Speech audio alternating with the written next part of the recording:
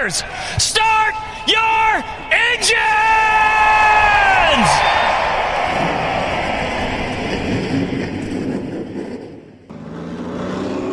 Yellow's out. Van's just about outwrecked him. Mincy busted her. Welcome back, everybody. It is currently Friday, July 22nd. We are on episode number 24. The green flag is out, and we are ready to roll 3 wide with DJG. Dakota, how you doing? I am doing good. How have you been? Not too bad. It's been a hot week, a little warm. Haven't really done a whole lot. But for those of you watching, assuming the GoPro is working, AJ is not here. He had some issues that he had to deal with.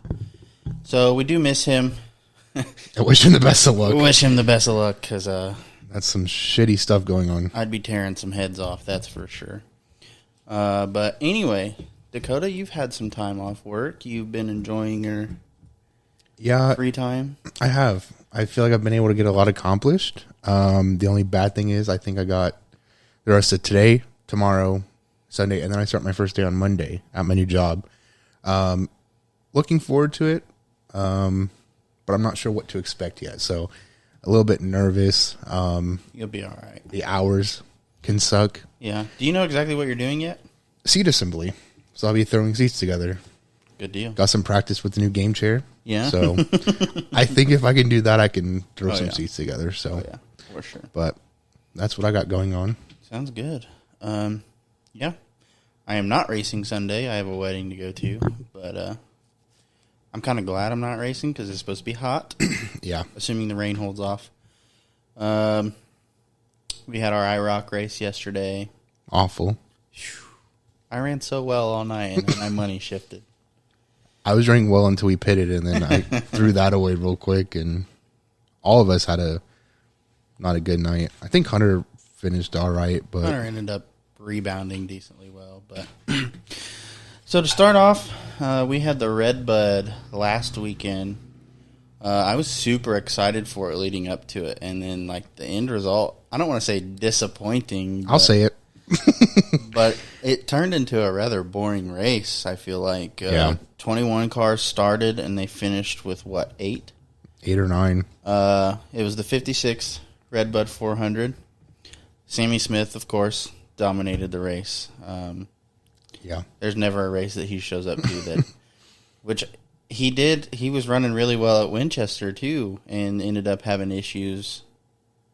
I thought... No, that wasn't him. You're thinking Chandler Smith. I'm thinking Chandler. Sammy Smith wrecked the leader to go on and win. I remember that. Yeah. Yes. Sorry, I was thinking Chandler. But anyway, his car dominates everywhere they go. He led 379 of the 400 laps. Wilson Motorsports had a good night overall.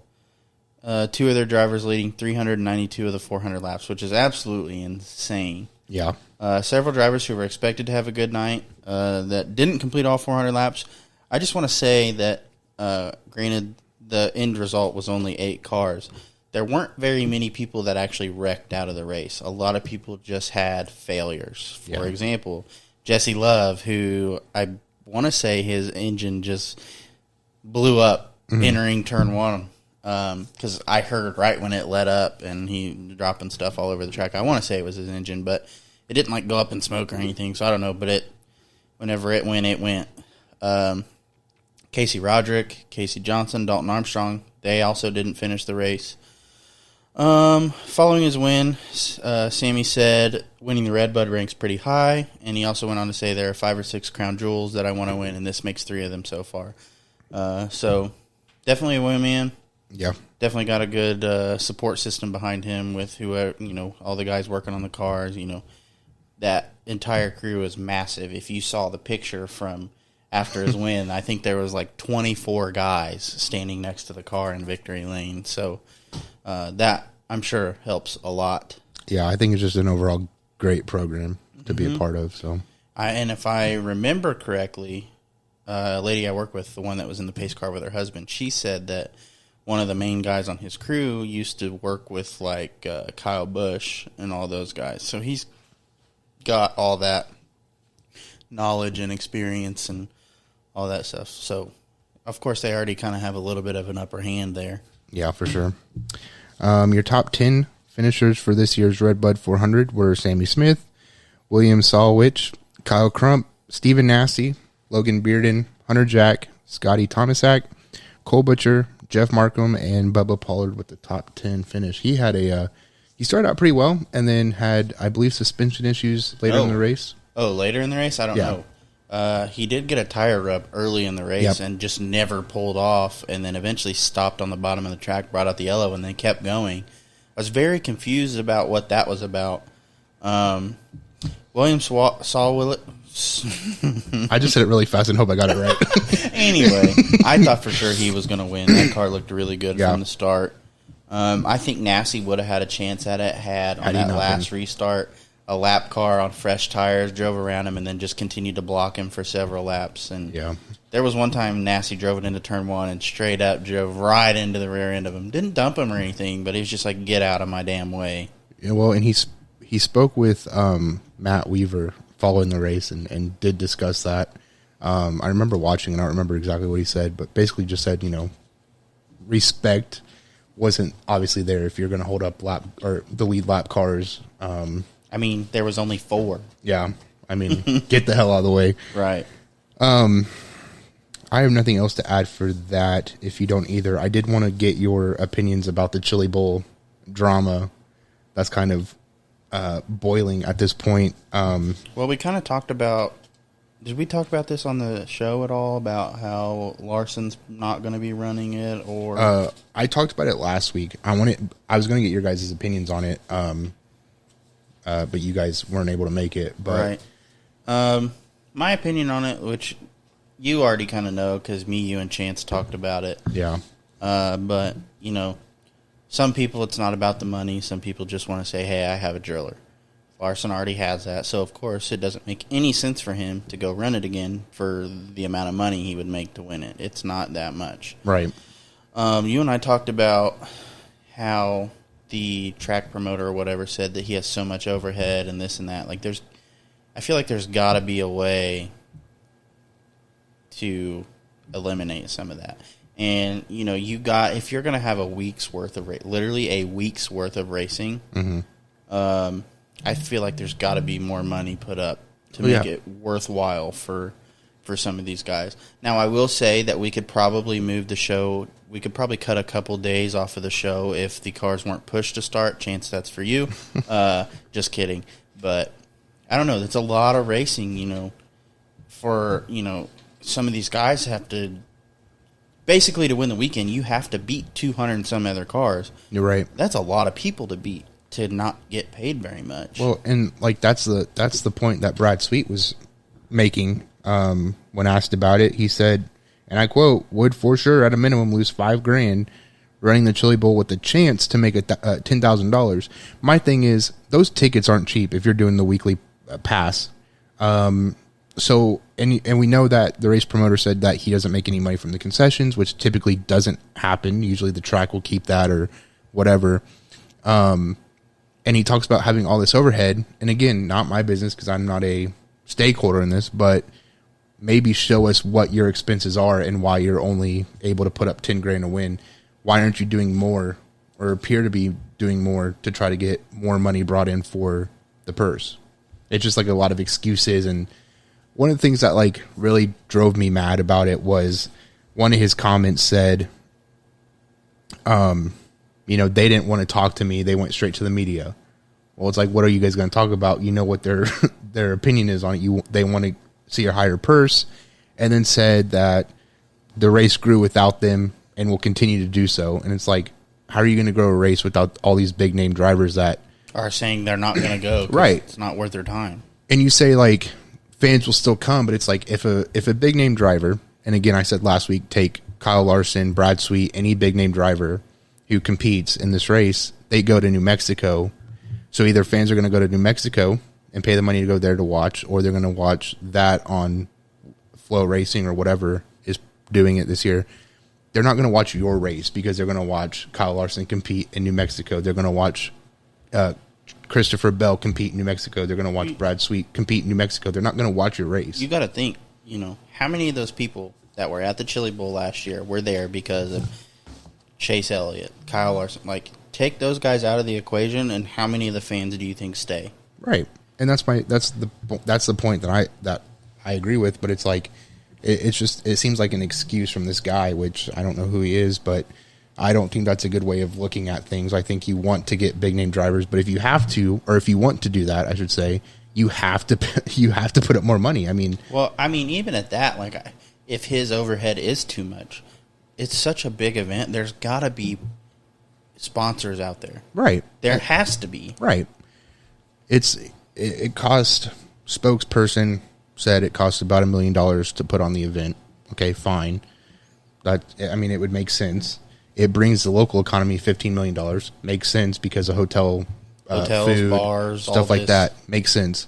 But it's like it's a $1 million event to put on, but you can only pay $10,000. I don't see any driver in their right mind going after next year, the year after. I don't. You got to think the local guys, sure. Yeah, but you got people coming in from Indiana all the way over to Oklahoma or even further than Indiana, and you're like, okay. They had to pay for fuel to get here. They have to pay for a place to stay. They have to think you have to bring the car. You have to bring all the spare parts for the car or a backup car. Yeah. You have to buy fuel, tires for a week. Yeah. And then you had that one team that brought 10 cars. Yeah. So, it's like there's no the other point I made last week was there's no incentive or very little incentive for these teams to keep coming to this event. And I fear that the Chili Bowl, while it is a big event in name, I'm afraid of its future unless something changes. And Larson made that point that something's got to change or you're not going to have an a successful event like you have in the past. Again, like, you don't have – not everybody's like Kyle Larson. Kyle Larson legitimately doesn't care about the money. Right. He already has won the Chili Bowl. So now, yeah, it makes sense. He just wants the money for that race. Right. So it doesn't make sense for him to go back to this race to only make $10,000 for a race that he's already won. Mm-hmm. He's already got the driller. He's already got all that. But not everybody's like that. A lot of people just go because that is how they make a living.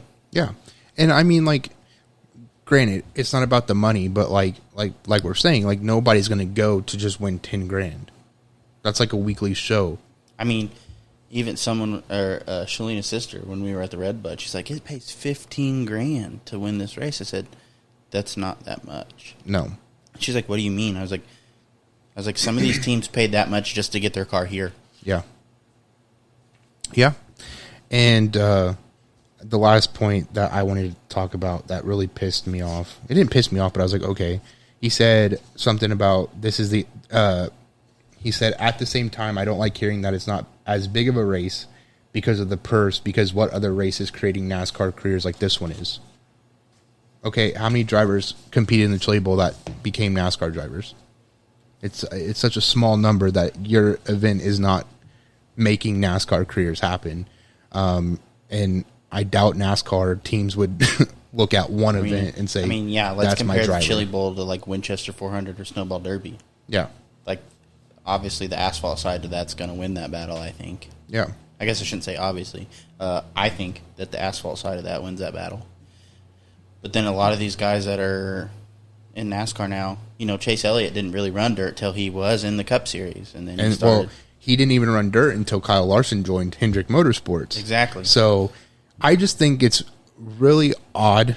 I don't think it's odd. I think it's bullshit, like I said last week. I think it's bullshit to even attempt to hype up your event and say, this event is making NASCAR careers, what other event is doing this? But it's like you only pay $10,000 and you want drivers to come, and these drivers are telling you that that's not going to happen. So it's like he's lost his mind somewhere. I don't remember. What was the payout for the 400 last year? Well, I don't remember. I know it was like $50,000 if they could get like 50 cars or some shit like that. But and they didn't do it. They didn't do it. It was still quite a bit of money. I'm not going to lie. A decent amount. Yeah. But it wasn't like, but it was still more than Chili Bowl. I will say also it doesn't cost as much to run a midget as it does a super late model. Right. But still, I mean, $10,000 for a lot of these teams is nothing. They spend that week in and week out going to all these races. Right. And like my other point was, you know, why is it that other events can pay more than 10 grand, but your event that you're hyping up is only able to pay 10 grand? It doesn't make any sense to me. Like I said, I'm not a stakeholder. I'm not a part of the team that puts it on or anything like that, but you're in real trouble if you have drivers telling you they're not coming and you want, you know, all these big name drivers to come. It'd be different if old Joe Schmo was like, I'm not coming, but you have Kyle Larson, who literally just won best driver, is like, I'm not running in the Chili Bowl. Well, that was my other question I was going to ask you guys was, you know, how much weight do people like Kyle Larson's opinion hold? I mean, obviously it holds a lot of weight. You would think that they would be like, all right, we got to get something figured out to get him back. It holds a lot of weight for two reasons in my head. Reason one being it's Kyle Larson. He's a driver. You know, he's good on. He's shown that he can drive pretty much anything, right? So yeah, that brings some entertainment to the race. You're like, oh, Kyle Larson's there. Like, this is gonna be crazy. Second is because of his fan base. That brings in people to watch, or even not even necessarily to the track itself, but on, you know, Flow or Mav TV or whatever, wherever it's streaming. Like, there's probably a large lump sum of people that watch that solely because Kyle Larson's there, or solely because Chase Elliott's there. Yeah. And so you take those guys out of there, how many of those fans are going to be like, oh, I'll still watch it, even though the only reason I watched it before isn't there? Right. No, I agree 100%. Like I said, I just wanted to touch base because I was hoping that I wasn't the only one that was seeing it this way, because I'm like, something's not adding up here. The math is not mathing. I would love to see the numbers just to be like, okay, like this makes sense, this doesn't make sense. Yeah, it's like that was what my tweet was about, was, okay, you're saying this, so then you kind of have to show us the burden of proof that, like, okay, he's telling the truth, because it's like, how much are you making off of this event? Like, if you're charging however much money you're charging for the weekly pass, like somebody on Twitter was talking about it, is like, I don't know, let's just say $300. I mean, that sounds about right. Times that by a couple thousand people, right? Like, you're making something, or you wouldn't do it, I wouldn't think. Mm-hmm. Why would you be putting on an event that you're losing money on? I don't know.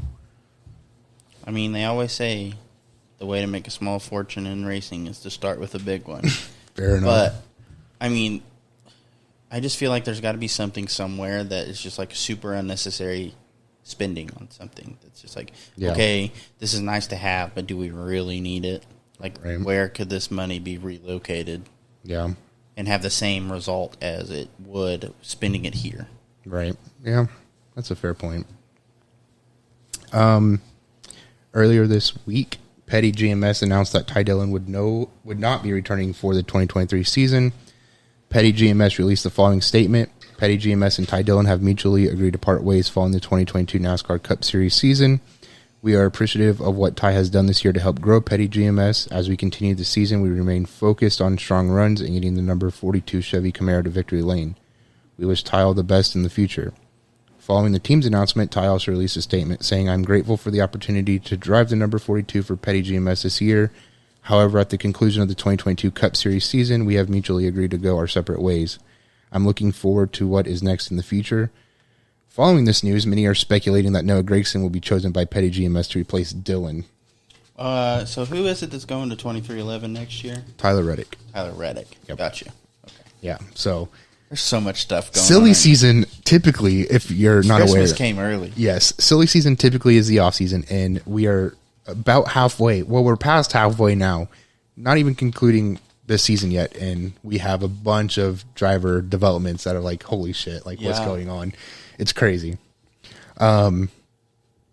More driver drama, this time in IndyCar. Last week I kind of touched base on it, but prior to the start of Sunday's race in Toronto, NBC analyst Townsend Bell spoke with Chip Ganassi regarding the future of CGR and Alex Palou. Ganassi remains adamant that Palou will remain at CGR despite the announcement that he would be leaving the team at the conclusion of this season to join McLaren Racing. The only comment that Ganassi provided was, Alex Palou is under contract to my team for next year. I didn't mention this, but CGR had picked up their option year with Palou, which would keep him an additional year. Can we play the Shut Up Bitch?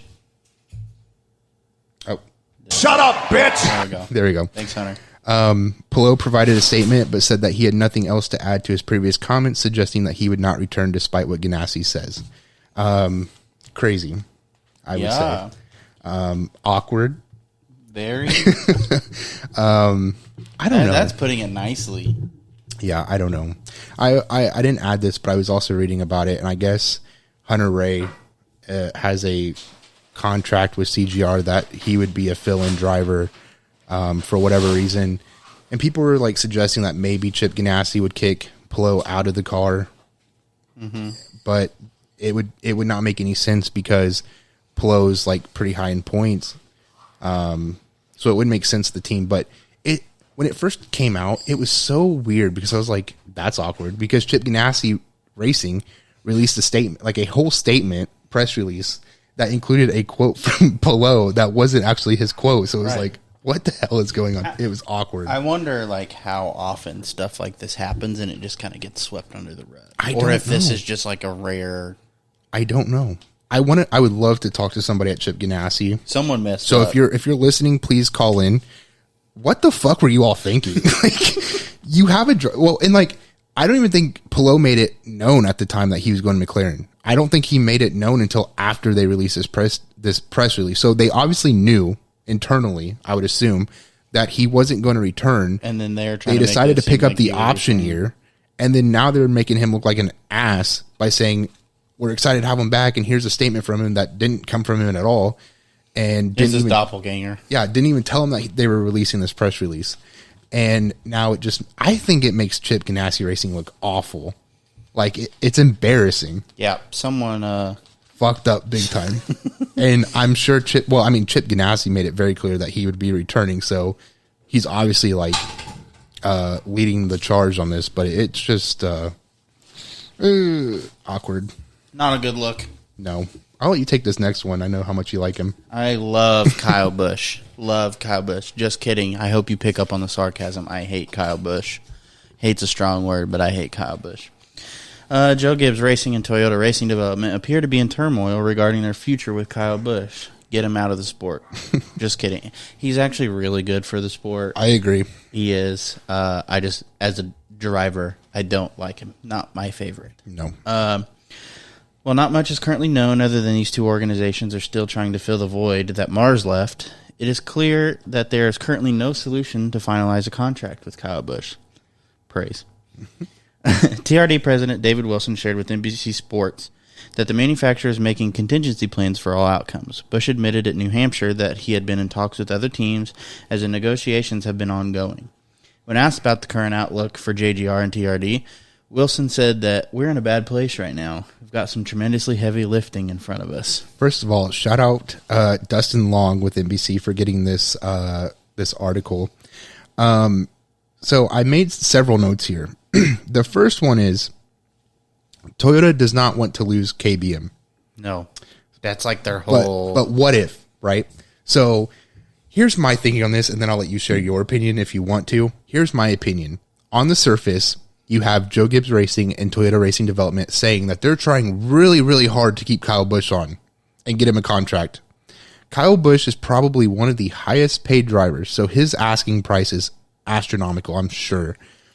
They're saying, we're trying really, really hard to keep him here because we don't want to lose him. We want him to retire from Joe Gibbs Racing. My thing is, I don't think they're trying hard enough. I don't think they want to keep him. I don't. Because my thing is, and a lot of people have been making this point, if they really wanted to keep him, Joe Gibbs Racing, granted, he probably couldn't pay him out of pocket like Hendrick did with Watterson, because I guess he paid him out of pocket to keep him and then let the sponsorships fall in place. I don't think Joe Gibbs could afford that. But you would think that Toyota Racing Development would fork up the difference. And from the looks of it, I don't think they have very many sponsors for this car anyway. Because I think reputation's coming back to bite them in the ass. I don't know. What happens if TRD loses KBM? Well, that was my thing too. I saw in social media world that TRD doesn't want to lose KBM because that's their feeder program. It's a successful team. Toyota knows that if they lose Kyle, they could potentially lose KBM because if someone else picks him up and it's a different manufacturer, That's what I'm saying. Do you would think have to go. KBM ever goes to a different manufacturer? Well, here's the other point. So many are saying that Stewart-Haas is the only team that could pay him out of pocket without sponsors. Gene Haas could fork his salary up out of pocket without sponsors. However, they would need Ford's approval. If they got it, which I've heard that Ford may not be so adamant about Kyle Busch. Why would they? But if they approved of it, KBM would become a Ford team, which would help Ford tremendously. So there is incentive, in my opinion, that Ford wants to get Kyle Busch Motorsports. PR-wise, no. No. But Ford is, I wouldn't say struggling, but the only big Ford team that I'm aware of is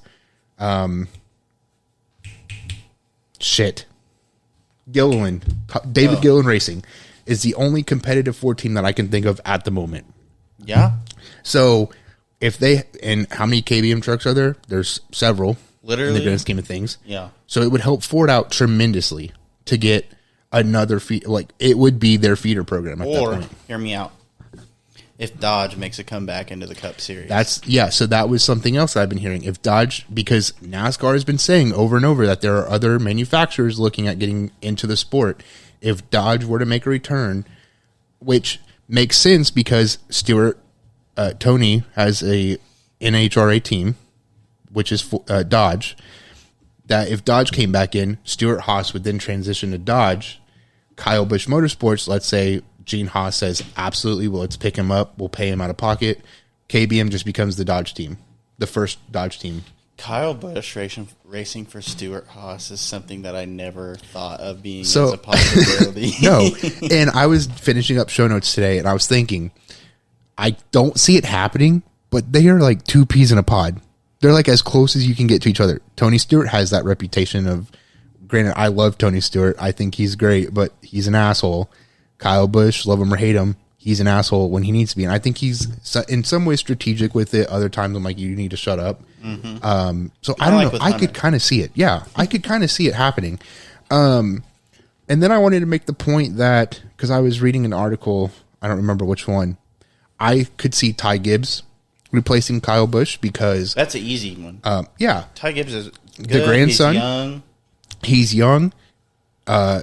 This was an issue. I was watching a Dale Jr. download episode one time, and it was him. It was Dale Jr. and Kevin Harvick talking about it when they had like their big falling out because of contract talks and these drivers asking for tons of money.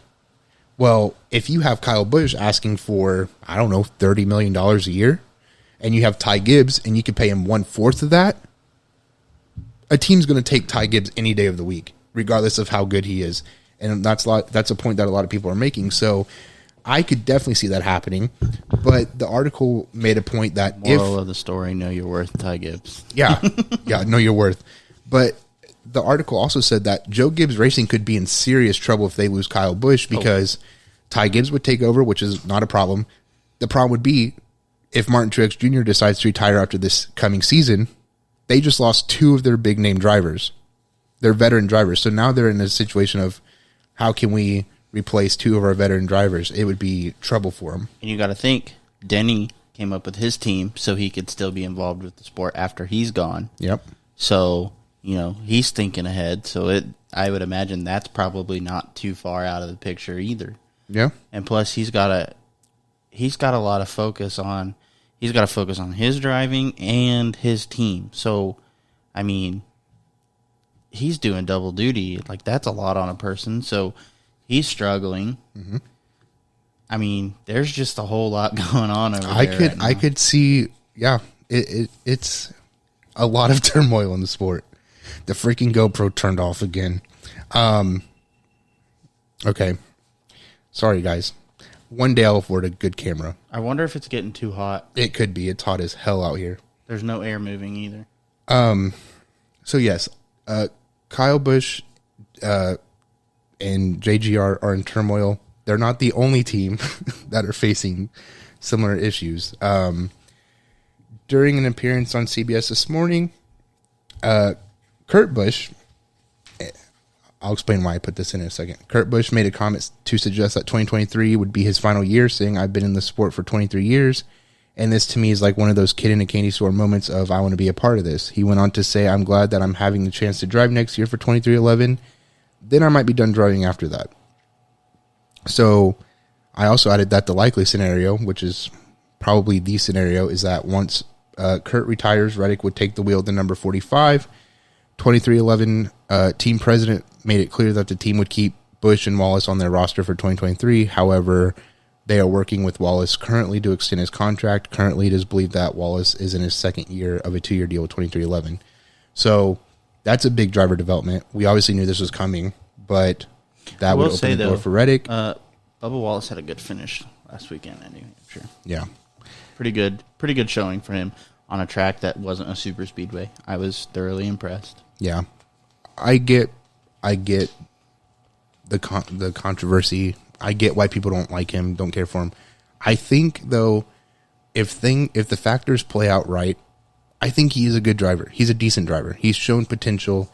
I mean, New Hampshire. I hate New Hampshire. It's a hard track. Yeah. And for him to run up front all day like he did, yeah, you're gonna have haters, especially with everything that happened in the past. But if you just shut them up by doing your thing on the track, I will applaud you. Yeah. So I know last week when I reported this, I don't like saying that, but when I discussed this, it wasn't clear what Wallace's future was at 2311. So I guess it's good in a way to know that they're retaining one of their drivers, but they're retaining both drivers, retaining one hopefully for the future. Kurt Busch leaves. He'll take an office job at 2311. That opens the door for Reddick. I think 2311 is doing a phenomenal job with their operations and how they're running the show over there. Especially as a young team, I never would have thought that they would have had as much success as they're having at all. So I don't know. Good shit. I do think it's funny though that Seabell and Wallace swap pit crews for that weekend. Yeah, and Christopher Bell wins the race. Yeah, I thought about that too. Watching, I was like, "Oh Lord, what are we going to hear after this?" Up next, more team drama. RCR is in some deep trouble. So I was watching an episode of Door Bumper Clear, and they were discussing Tyler Reddick leaving RCR to go to 2311. And here's some points that they made. Tyler wanted a long-term deal with RCR, made it very clear that he wanted to stay long-term. RCR picked up the option for him for this year, but for 2023, but did not announce an extension, didn't announce any plans to re-sign him. I guess they just started the sponsorship shirt. Oh my God. Search. Ugh. To retain him. But they didn't really do anything to show that they really wanted him, I guess. I really suggest you watch the episode. It was really good. But, so Tyler Reddick was like, y'all don't want to sign me apparently, so peace out. I'm leaving. Several teams wanted Reddick. So, and I guess they said that 2311 wasn't even the highest bidder, but Reddick likes what they're doing over there. And so, despite not being the highest bidder, he took their deal. They posed the question, who could RCR be mad at? There's no one to be mad at but yourselves because they really dropped the ball on this. Mm-hmm. They said Kevin Harvick had left the same way. And Brett, one of the hosts, made the point about who will run 2311 in 5 years, Denny and Michael, compared to RCR. Well, and they said we don't see Richard Childress running RCR in the next 5-10 years. It'll be passed down to Austin and Ty's dad. There's a couple other people in leadership that might take over. But they made it very clear, regardless, that RCR did not learn from losing Harvick in 2014. They're not the team that they used to be, and they really dropped the ball because the major point that they were making was you just lost a generational driver. Absolutely, your best driver that you had, your MVP out of the entire organization, you just lost him because you all fucked up. Somebody messed up big time. And they mentioned the whole who can you blame because of the press release about the timing could not be any worse. It's like, who are you blaming? Because Tyler Reddick told you that he wanted to stay, and you all didn't seem to give a shit. Right. So, you said 2014. I'm like, oh, that was just a couple years ago. Nope, that's coming up on 10 years ago. Like, that's crazy. Yeah. But because I guess Kevin Harvick left in the same way. He became a lame duck driver, is what they said. Announced that he wouldn't return after 2014 or whatever year he left. Is 2013 or 2014.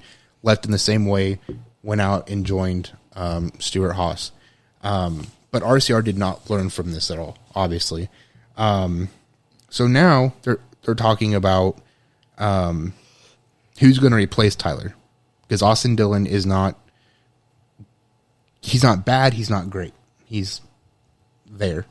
So I looked at who their drivers were. Cody Ware, give it to him. Might as well. I mean, honestly, might as well. So they have Austin Hill and Sheldon Creed. If they choose to sign a current driver with RCR, they are their Xfinity drivers.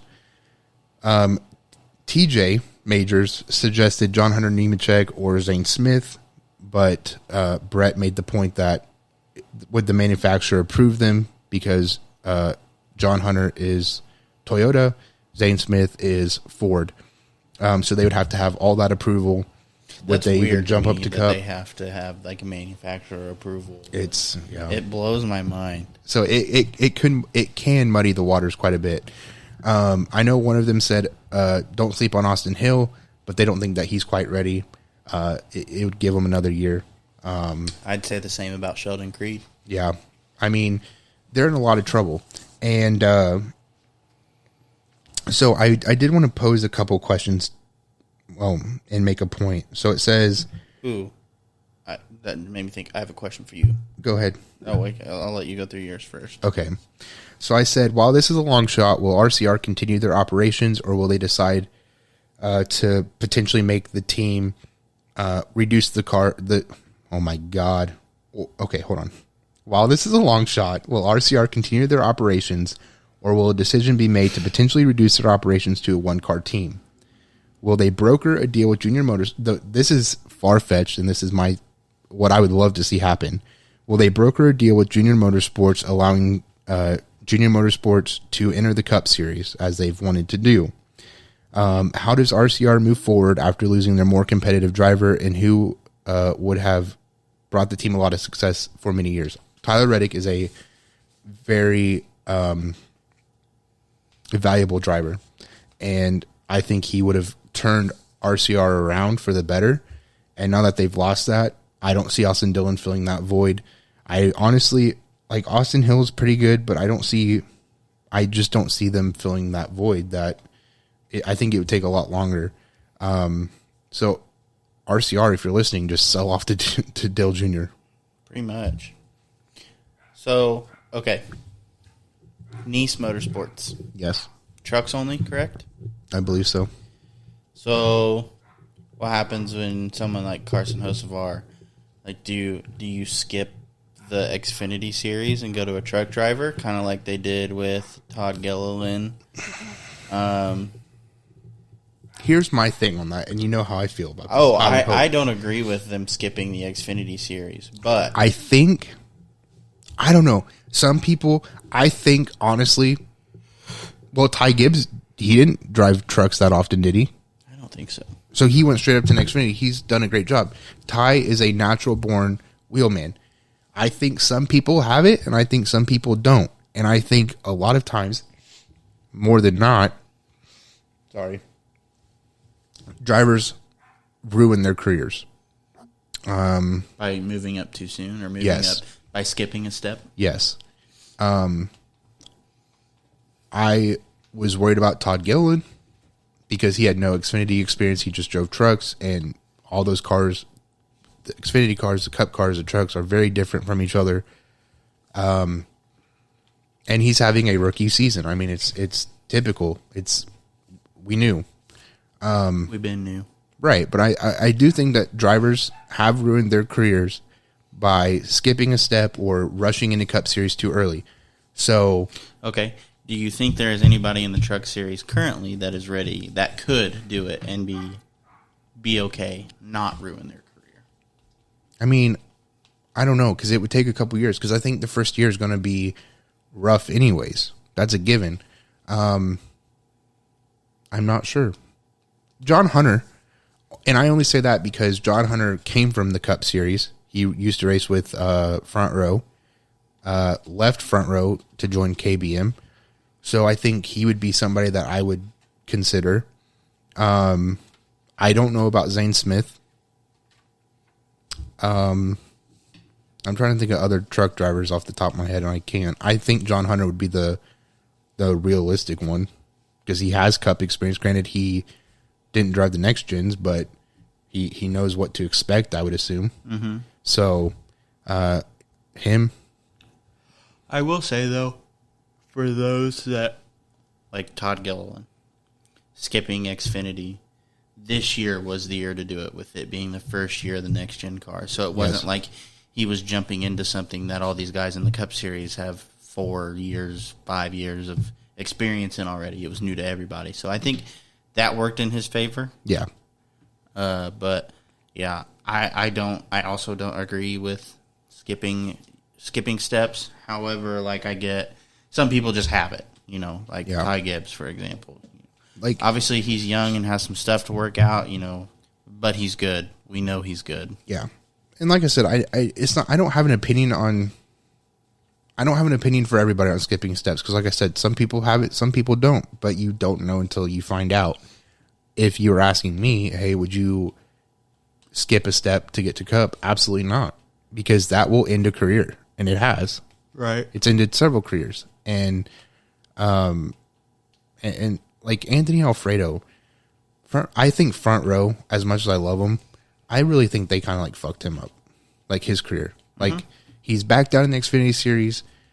I'm not saying he's a great driver, but I'm just saying, like, throwing him in the Cup car like that and only keeping him for a year, so he didn't even get a chance to like prove himself or improve, to grow, to develop as a driver.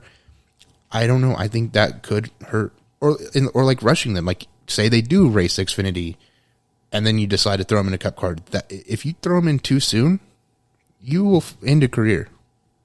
That's why I kind of like how Noah Gregson's been doing it.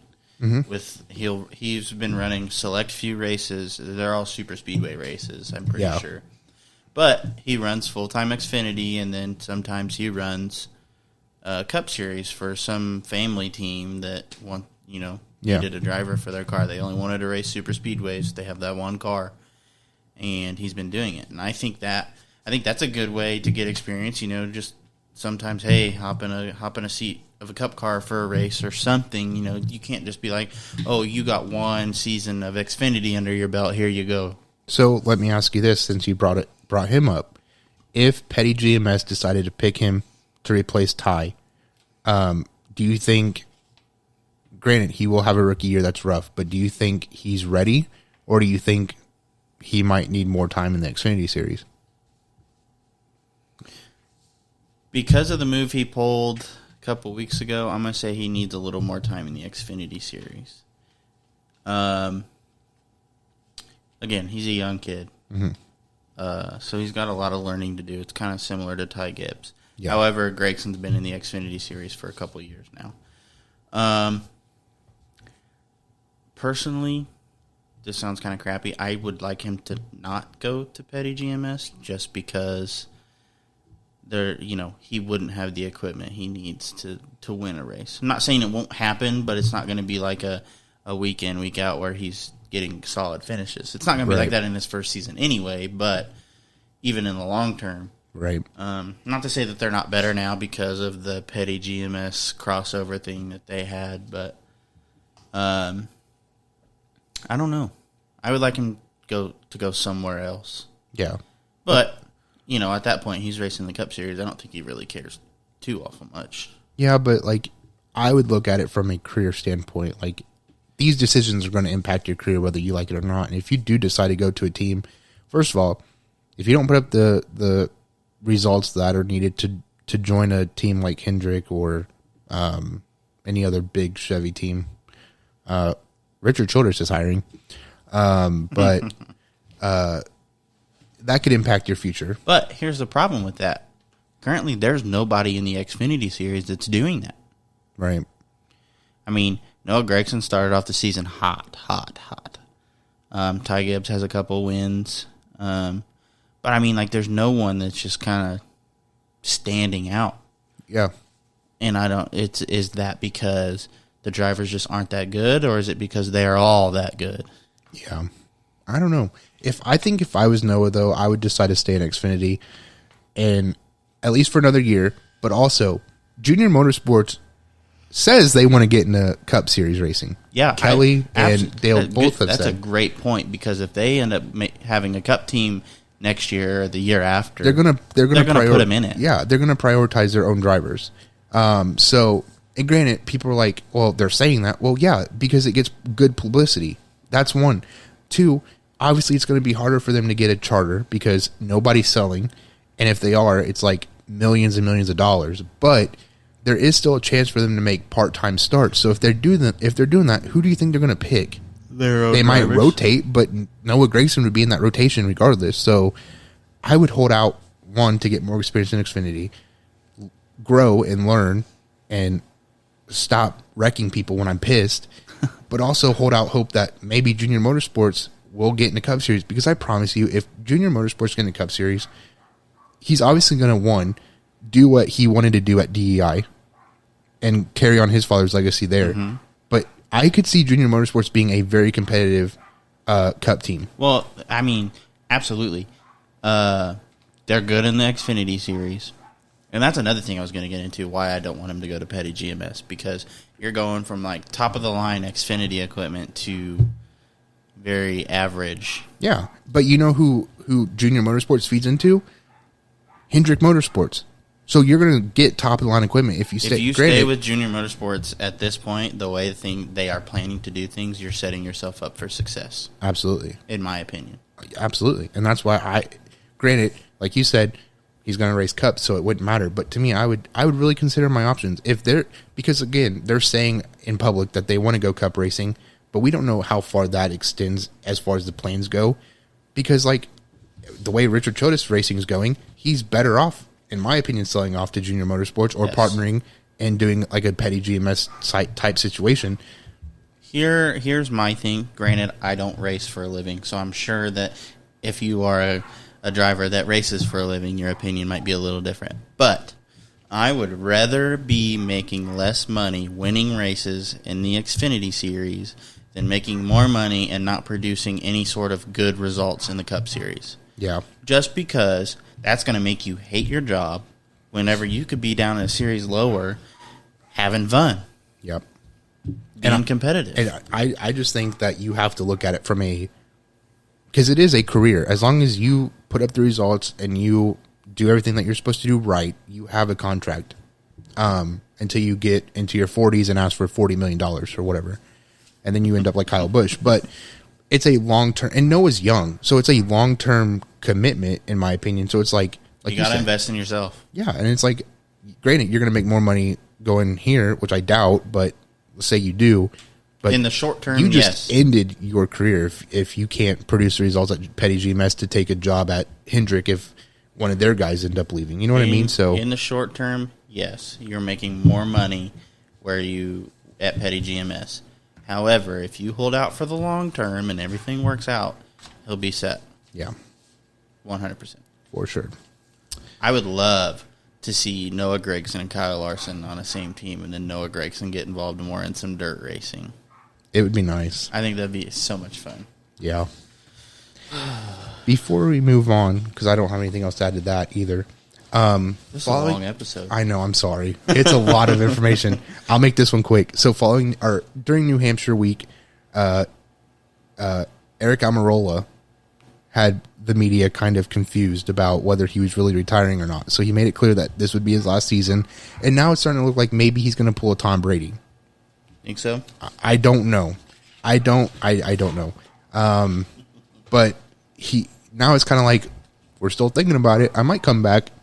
If it's not a full season, a lot of people are predicting that it'll be a partial season, which fair enough. But I don't know. Could you imagine if he did?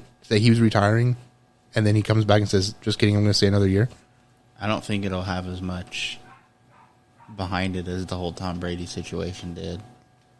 Because it's not like, Kevin Harvick's like, "Oh, I'm retiring." Psych. Yeah. Or Kyle Busch, "Oh, I'm Oh, retiring." no, I'm just saying, like... I mean, it'd be cool, don't get me wrong, but... I mean, but if him leaving, that opens the door for Kyle Busch. That's true. I wish I could see the future, because I really want to know how this all plays out, because this is fucking crazy. Yeah. But I don't know. So it was in the articles I was reading that he might make a comeback and not retire this season, which I don't know. Anything's possible. Yeah. So post race at New Hampshire. Do you want to take this one or? All you. Alrighty. Your stage 1 and 2 winners were Martin Truex Jr. and your race winner was Christopher Bell. Martin Truex Jr. absolutely dominated this entire race and then didn't win it. Yeah, that sucked, I have to say. First caution, this is all just going to be like the big events. So your first caution came out at lap 6 after Ty Dillon made contact with Justin Haley. He overcorrected and made contact with the outside wall, collecting Bowman, Blicky, and McLeod. On lap 89, Corey LaJoie got loose and overcorrected, collecting Burton and McDowell. He tore the shit out of that car. Caution came back out around lap 147 after Blaney got loose in turn 4 and went for a spin. With 34 to go in stage 2, Briscoe brought out the caution, followed by a caution with 23 to go as Kyle Busch spun out on the front stretch. During this caution, we saw Austin Dillon make contact with Brad Keselowski, who did retaliate. To this day, I don't believe we know why. In the closing laps, Elliott and Bell had a fantastic battle for the lead, with Bell going on to win and locking himself into the 2022 playoffs. As far as the contact between Austin Dillon and Brad Keselowski, I know Austin said something about how Brad has raced him in the past or some shit like that, but it didn't make any sense to me. It made no sense. I was like, what the hell's like, nobody knew what was going on. And I suck. Well, hold on. I know you said you wanted to discuss the playoffs. How long into this episode are we currently? 52 minutes. Oh, that's it? Yeah. Okay. It's just really hot out here. Yeah, it is. So I'll let you kind of take that, but I did screenshot some information. I was going to go over the schedule with races left, but I don't really care about that. I kind of just wanted to cover like the point standings, but I'll let you take the lead on the playoff discussion. So last night before our IROC race, we were kind of talking about the playoffs for NASCAR and how we're not necessarily fans of the setup and basically, which this year it's different because there's so many winners and there's potential for 16, 17 different winners or something like that. How Ryan Blaney is currently like second or third in points and might not make the playoffs. And we all just kind of got on the topic of how to fix it or just ideas that we had going through our minds. How to fix it, what we would do differently, or like we brought up how, what year was it that Kyle Busch ended up winning the championship? 2015. It was 2015 where Kyle Busch missed half the season because he broke his legs. Legs. At Daytona in the Xfinity car. Yep. And was still able to somehow race in the playoffs in the Cup Series and won. Yeah. We were talking about how, we don't think that's fair, or how, someone could, if someone dominates the entire season, they have so much of a buffer going into the playoffs that they could literally start and park. And with that point, I did want to preface that. So, because we were talking about Kyle Busch, NASCAR allowed him a waiver that he had to win a race and he had to finish in the top 30 in points, which isn't that hard to do. Winning a race is the more challenging aspect of it, but finishing in the top 30 in points is not hard at all. And that's what allowed him to, despite missing half the season, come back and win the championship in 2015. I know that there was a time where Ryan Newman almost won the championship despite being, I think, at the time, and I'm not saying this, but this is how they worded it, being like last in point standings in the playoffs. When they first introduced it, he was like, he never won a race, but he was in points somehow. He almost won the championship race. He ended up not winning it, but if he did, I think it would have really caused an issue for NASCAR. So, like, that's the point you're making. Like, you either miss half the season and you still win, you dominate the season and you lose, or you lose the entire season and somehow come back and win the playoffs. It doesn't make any sense to me. Right. And, like, my argument here was we were talking with Hunter in Discord, and it was like, okay, so think about the NFL or, like, college sports or anything like that. I'm like, if a team misses half the season, there's legitimately no way they make the playoffs. There's no way. So how is a driver going to miss half the season and still be allowed to make the playoffs? Or, you know, which, I mean, I get the whole dominate the whole season and lose thing because there's teams. Like, that just happens. Yeah, like, there's, other, you know, in other sports where a team doesn't lose an entire game and then loses the championship game. Yep. Like, that's part of it. That's a little more understandable. Or, like, the not winning, you know, sucking all season and then somehow winning the championship. Stuff like that happens. But literally, I mean, granted, it like he really couldn't help it. He couldn't race because his legs were broke. You still miss half the season. You shouldn't even be allowed to race for the playoffs in the playoffs that year. Yeah. But so I had an idea, and part of this is because I love March Madness, and they start off the playoffs with what, a round of 16. Yeah. So you could even expand it to the round of 32. Literally, whatever. However you want to do it. Round of 16 is fine, because that's how they currently do it. So then you have 3 races per round. Yeah, I would do 3 races per round, or 2. No, you have to do 3. That would include the championship round instead of just the one, I think. But you have it set up like a bracket, where you have, you know, the first person, the leader in points, just racing head-to-head with the person in 16th in points for the first 3 races. So whoever has the best average finish out of those 3 races advances to the next round. So you have first, 16th, second versus 15th, so on and so forth. Literally set up like a bracket. Mm-hmm. And then, obviously, the championship 3 races is between the last 2, and whoever has the highest average finish of those last 2 wins championship. And I'm sure there's little things you could do here and there. That's not a flawless plan, but it's just an idea. And I think it would make it more exciting. I think, yeah, having drivers race head-to-head, you know, where, I don't know. I just think that I like the idea. I'm sure there's going to be a bunch of people out there who'd be like, that's the stupidest thing I ever heard. That's why, no offense, but full offense, honestly. I don't like NASCAR fans. Dude, they're so bad. Granted, I've bitched about road courses. I don't care for them. I really wish NASCAR would utilize short tracks more. They need to pull whatever. pull a play out of the old Chris Wally playbook and just take them out altogether. Yeah. But granted, we've also had this conversation that road courses has been better this season than other seasons. So I get a few, but making half this season essentially road courses last year was awful. I don't approve.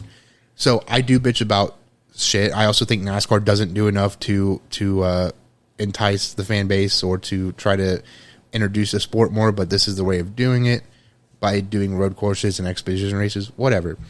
My thing is, they bitch about everything. I forgot what my point was, but that was the thing. They will bitch about anything, no matter if it's good or bad. Somebody will always bitch about it. Yes. And it's kind of annoying. So, like, shut the fuck up.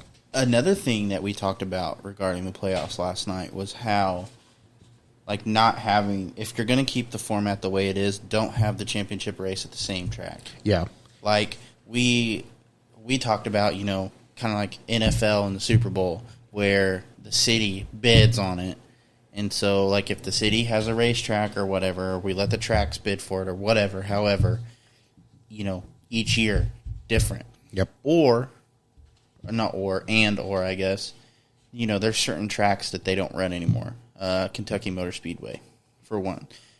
It's not the most interesting race when they ran there before, but I think my problem is there's a lot of tracks out there that could be utilized for NASCAR. Mm-hmm. It might take a little money, which money's always an issue, but I think there's so many tracks out there that could be utilized by NASCAR that are not. Just Speedway. Yeah. So let's take some of the races that they run during the regular season. I don't think you should run at a track more than once in a season. Yeah, I don't like that either. I think that Or I take that back. If you run at a track more than once during the season, that's fine. But for the playoffs, they should run at tracks that they don't run during the season. So take a more exciting race out of the regular season, replace it with Kentucky, for example, and then put that exciting race in the playoffs. Yep. So, we'll keep Martinsville in the playoffs. Martinsville playoff race, great. Mm-hmm. Or, I don't know, IMS when they still ran The Brickyard. The one year they made it the last race before the playoffs started, and it actually made the race mean something. Otherwise, everybody hated it. Yeah. But I'm like, there's certain things you could do with the schedule that would make it so much more interesting. Well, and that's the thing that I want to make, too. The point I want to make is NASCAR has said, without saying it, that the playoffs is to hype up the drama of it all and to make it interesting. So it's like, do what you're saying, take out all the exciting races during the regular season and put those races in the playoffs. That will hype up your drama. I mean, Brickyard, for example, was a great race when it was a race that meant something. What else was I going to say? I don't have a solution to the playoff format because it's like whatever to me, but I really love the idea of changing out the track every year. So do Phoenix this year, let cities or tracks bid or fans decide. I don't care how you do it. But I have a couple of tracks in mind that I would love. First off, I really liked Homestead as a championship track, but I think Dover would be a phenomenal racetrack. Darlington. Okay, so Dover would be a good championship, like the final race. But as far as playoffs goes, I think Charlotte should be there. Mm-hmm. I think Darlington should be there. I love Martinsville. I think you throw in one super speedway, and I'm going to say Dega just because I think I like Talladega over Daytona. Yeah. I don't know. But, I mean, that's 4 good races right there. Yeah. Yeah, I agree. That, I think, I don't know. I don't know what NASCAR is doing. Half the time it don't make sense to me, so.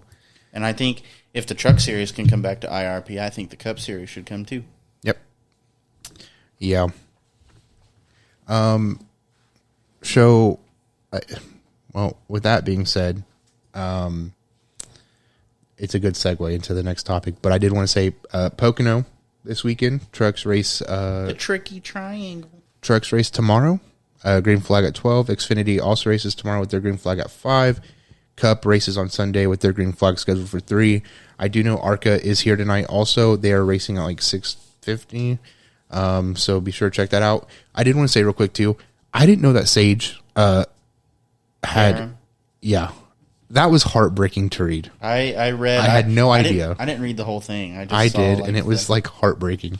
So for those of you that don't know, Sage was involved in the accident that killed Justin Wilson.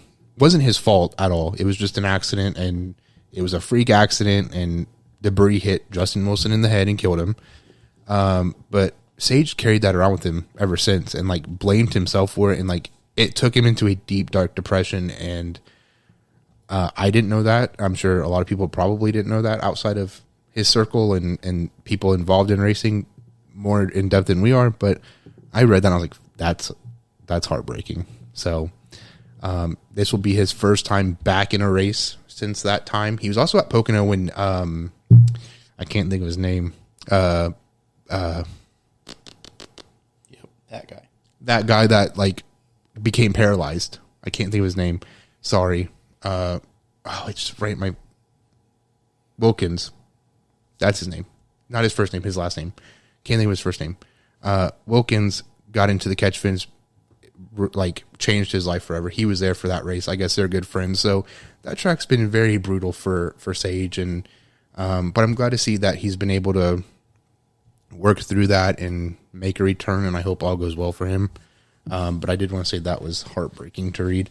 Absolutely. So to get off of that, NASCAR announces Chicago road course race in 2023. And as I said, I hate NASCAR fans for bitching, but I'm about to bitch because this is just awful. I have a good reason, though. Me and Chance agreed on this. So this past week, NASCAR executives and city officials announced the plans to host the Chicago road course in 2023. The event is scheduled for July 1st to the 2nd. They also released the layout of the course, which was created and tested by iRacing. Now, to make way for this race, Road America lost their race. That's my first point. That's some bullshit, because NASCAR has told these tracks that if you can get your fan attendance up, you're good. Road America had great fan attendance the last 2 years, and they still got their race taken away from them. But I also think that proves a point. If you have to ask tracks like that to get their fan attendance up, there's not a want. Like, okay, for example, in my opinion, road course and super speedways, so much easier to watch on I would much rather watch it on TV than be there. Yeah. Because why would I pay all this money for a ticket to go see a car for literally a half a second every lap? Yeah. Yeah, fair enough. But I think Road America provided a good fan experience, too. Probably. That I don't think Chicago will be able to do. No. Prove me wrong, I guess. No. I don't. First off, it's Chicago. Like, yeah, there was Chicagoland. And that was my next point. And Chance and I agreed on this. So the point of this is to get NASCAR to introduce this, like the LA Coliseum, to introduce the sport to a population that has no interest in racing, to try to introduce them to racing and get their attention and all this bullshit. My thing is, you had Chicagoland and nobody cared. So you're going to Chicago where nobody gives a flying fuck about, and you're going to race in the middle of the city. About NASCAR, and you're going to race in the middle of the city in a place that nobody cares. So it's like, I don't see this working out for NASCAR. I get LA. I think LA was pretty successful. There was quite a few people there. Despite my first thoughts of it being a failure. So maybe Chicago is a success, but I don't see it happening because, like me and Chance and you said, you had Chicagoland and you couldn't get the fan attendance up. So I don't see it working in downtown Chicago.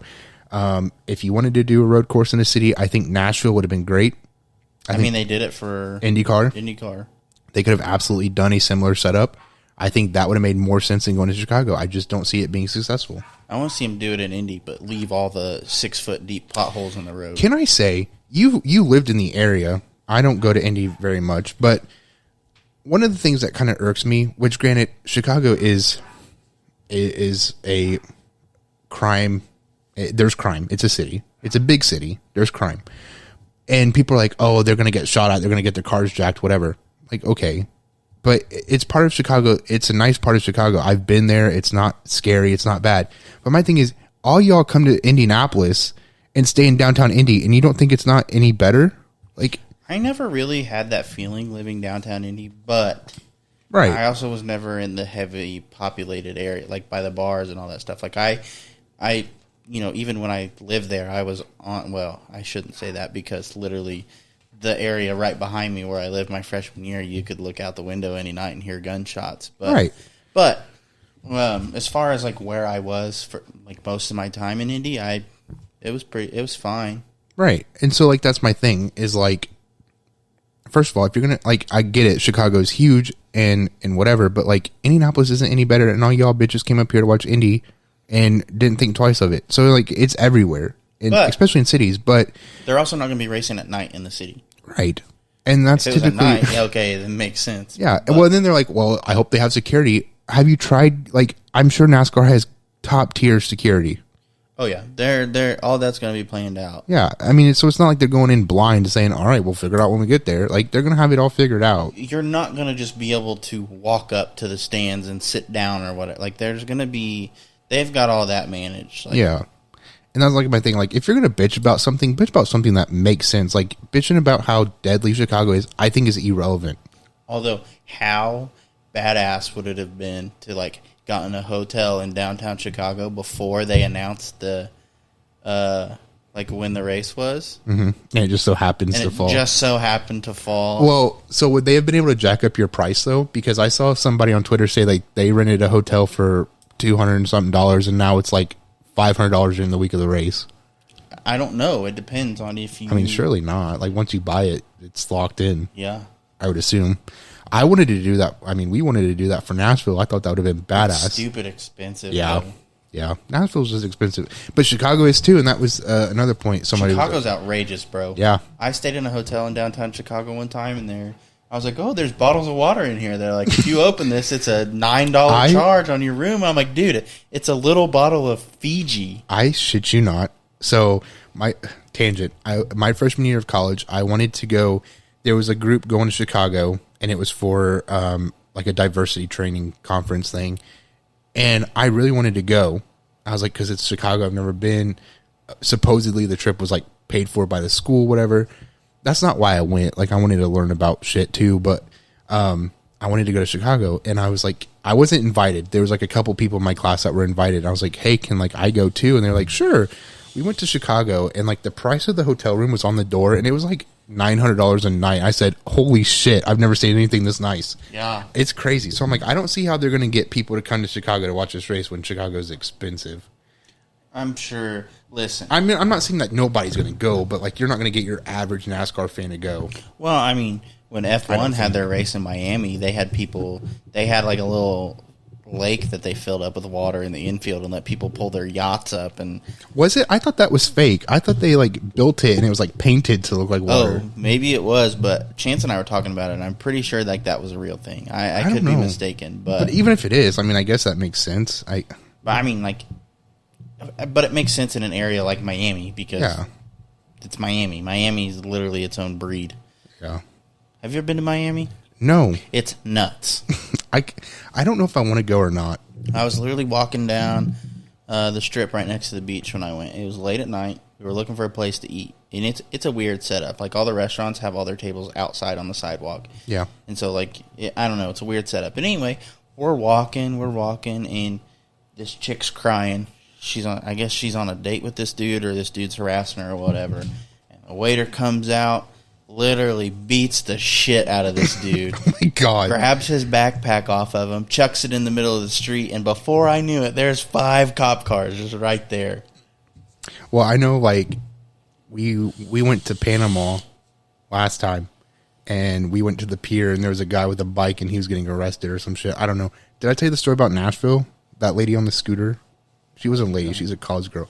I didn't tell you this? I don't. You may have, but I just don't remember. Okay, well, so we stayed in... We were in Nashville, but we were close to Vanderbilt University, and so it was like college town, and we went to this bar to get food, and we were walking back, and there was this girl, and I'm assuming her boyfriend. They were drunk out of their fucking mind.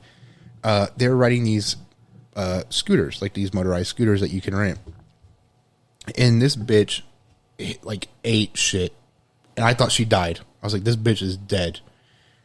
Her boyfriend's like, you're okay, you're okay. She's like sobbing. I was like, oh, so she's not dead, but she's like severely injured. And I was like, Mom, we have got to stop. My mom's a nurse. I was like, we have got to stop. She's like, she's fine. We got to get back. I was like, Mom, like, she could be like dying. She ate shit. We watched it happen. It was crazy, but yeah, Nashville's just different. I love Nashville. It was fun, but the shit you saw, and then like the RV, too soon, I know, but like we were there before that happened. It was crazy to think about, but that story blew up.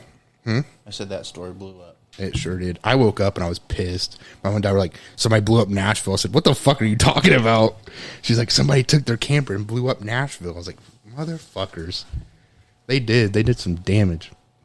All right, anyway, off the tangents. I wanted to compare the footage, but I can do that post-edit. But following New Hampshire, NASCAR passed down a penalty to Austin Cindric and his team, following the car losing a tire after a pit stop. This penalty, like the others passed down this season, results in a 4-week suspension of Cindric's crew chief and 2 team members. Since the ruling, NASCAR has faced criticism because of their decision regarding Christopher Bell, who had a similar incident the week prior at Atlanta. NASCAR deemed that Bell's tire, while it came off the car on pit road, did not cause a safety risk to others. So they didn't penalize Christopher Bell, but they penalized Austin Cindric. You have any thoughts on this? I need to see the footage of both to really... So I don't really have a whole lot of input here right now. Yeah. But I don't know.